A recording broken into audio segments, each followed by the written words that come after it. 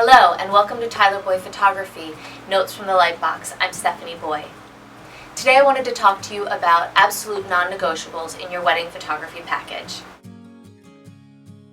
I am married to a photographer, so photographs are extremely important to me, but I would say there's only two things you walk away from your wedding with. One, a spouse, and two, your pictures. So arguably, it is one of the most important things that you should consider. After you've decided what your budget is, you're going to start to look into photography studios, and you're going to see that there are so many different studios that offer tons of bells and whistles for really extremely cheap prices, and then there's going to be others that are more expensive. Just remember, when you see all those albums and everything included for a really cheap price, the truth is you usually get what you pay for. Here's what I recommend. I recommend you get the best photographer that you can for your budget, because who needs all of those inclusions if you have terrible pictures? So my number one non-negotiable would be get a great photographer.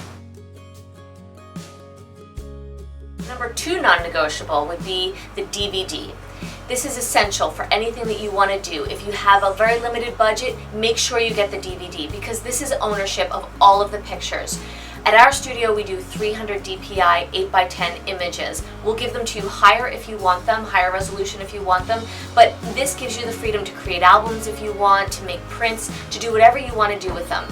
And most studios should give that to you. I have heard of some holding on to images, but it's not unreasonable to expect that you would get your DVD of images 6 weeks after your gallery has been posted, which should be somewhere around 2 to 3 months after your wedding. And the number three non-negotiable would be the right number of hours. I always recommend to brides and groups somewhere between 8 and 9 hours. 8 hours will give you good coverage from getting ready, preparation pictures through cake cutting. 9 hours, if you love pictures and you really want to give us some extra time, I think 9 hours is a nice time frame.